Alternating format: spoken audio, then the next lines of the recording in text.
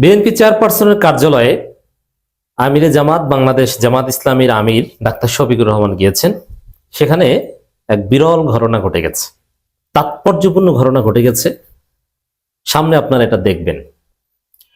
আমিরে জামাত বাংলাদেশ জামাত ইসলামীর আমির ডাক্তার শফিকুর রহমান তারেক রহমানের কাছে গিয়েছেন তাকে শোক জানাতে। শোক বইতে আগেই স্বাক্ষর করা হয়েছে, জাস্ট পারিবারিকভাবে তাকে সমবেদনা এবং শোক জানাতে গিয়েছেন ডাক্তার শফিকুর রহমান।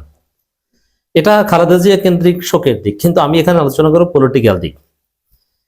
এই বৈঠকে ঐক্যের বার্তা, বিরাট ঐক্য, নজিরবিহীন ঐক্য, সেই বার্তা আমরা দেখতে পাচ্ছি, ইঙ্গিত, এবং সামনে এর ফলাফল আপনারা দেখবেন কি সেটা। আমিরে জামাত গুলশান চেয়ারপারসন কার্যালয়ে গিয়েছেন। সাধারণত আপনারা একদিন আগেও যে ঘটনাটা দেখেছেন, বিএনপির পেজ থেকে, বিএনপির পেজে জামাতের সাথে খালেদা জিয়ার একটা ছবি দেওয়া হয়েছিল, বিএনপির ছাত্রীরা সেটা ডিলিট করে ফেলেছে, অ্যাজ ইফ যে জামাত বিএনপি সম্পর্ক ভালো না।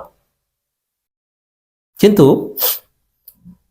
আমিরে জামাত আজকে তারেক রহমানের সাথে সাক্ষাৎ করতে গিয়েছেন। এটার ছবি তুলে জামাতের আগে, জামাত তাদের পেজে কিংবা প্রেস রিলিজ পাঠানোর আগে বিএনপি তাদের পেজে প্রচার করেছে। এটার রাজনীতি আছে, রহস্য আছে। আমিরে জামাত বের হয়ে সাংবাদিকদের সাথে আলাপকালে কিছু টাচ দিয়েছেন এবং আমি ভালোভাবে জেনে বলছি। আপনারা আশ্চর্য হবেন যে কি ঘটতে যাচ্ছে।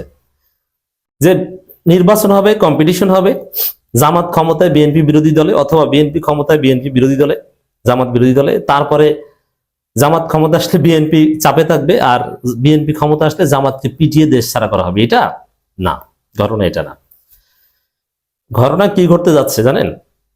বিএনপি জামাত কেউ বিরোধী দল থাকবে না, দুই দল মিলে জাতীয় সরকার গঠন করবে।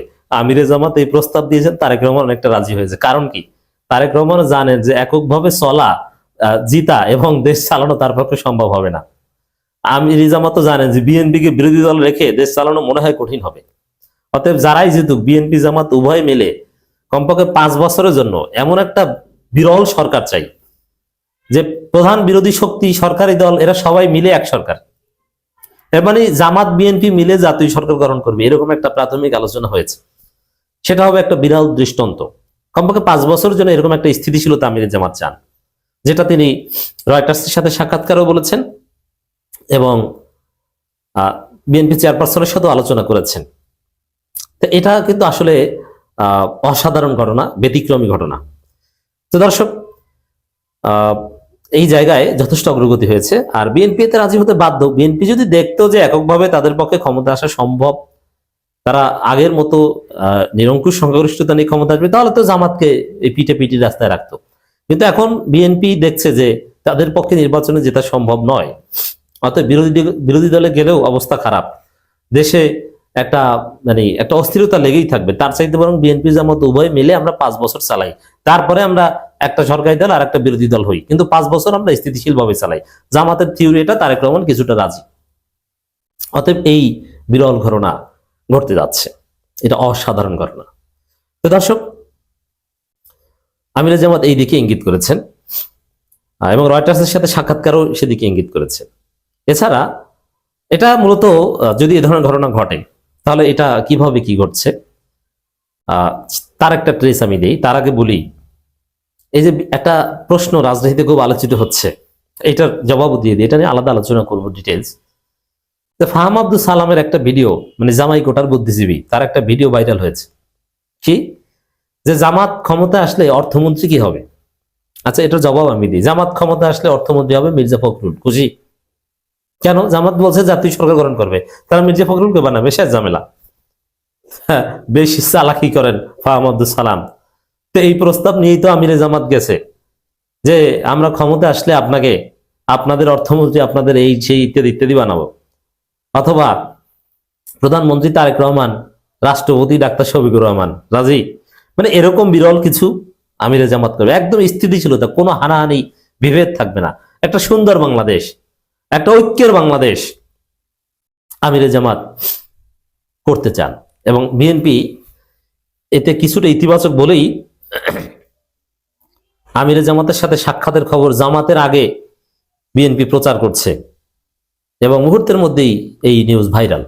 এবং এখানে কোনো হাহারি এক নাই।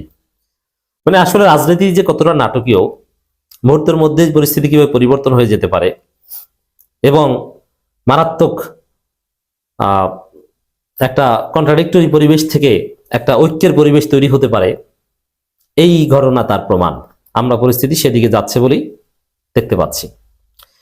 তো দর্শক, যদি এরকম একটা বিরল ঘটনা ঘটে যে বিএনপি জামাত মিলে একটা ঐক্যের সরকার, জাতীয় সরকার, বিরোধী দল বলতে কিছু থাকবে না, 5 বছরের জন্য আমরা একটা স্থিতিশীল বাংলাদেশ গড়ার জন্য বাংলাদেশকে ইউরোপ, আমেরিকা, সিঙ্গাপুর, মালয়েশিয়া কিংবা দক্ষিণ কোরিয়ার মতো কিছু বানানোর জন্য আমরা বিরোধী দল মুক্ত একটা বিরল ডেমোক্রেসি চর্চা করব, বিএনপি জামাত মিলেমিশে, কোনো ঝামেলা থাকবে না।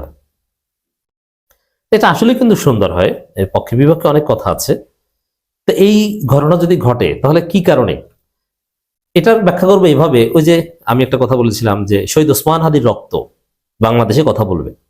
ওসমান হাদির রক্ত বাংলাদেশ থেকে ভারতের আধিপত্যবাদকে ঝাঁটা পিটা করে বের করে দিবে। অতএব ওসমান হাদির রক্ত কিন্তু কথা বলছে, কথা বলবে। সামনে আরো অনেক কিছু দেখবেন, অনেক সমস্যা যেগুলো ওসমান হাদির শহীদ না হলে হয়তোবা তার সমাধান হতো না। ওসমান হাদির শাহাদাতের ফলে আল্লাহ সেই সমস্যা সমাধান করে দিবেন। অনেক কিছু অলরেডি ঘটেছে। ঠিক তদ্রুপ খালেদা জিয়ার জীবন দেয়া, খালেদা জি স্বাভাবিকভাবে মৃত্যুবরণ করেছেন, কিন্তু তার মৃত্যুর ফলে হয়তো বা আল্লাহ বাংলাদেশকে এরকম একটা ঐক্যবদ্ধ বাংলাদেশ করে দিবেন।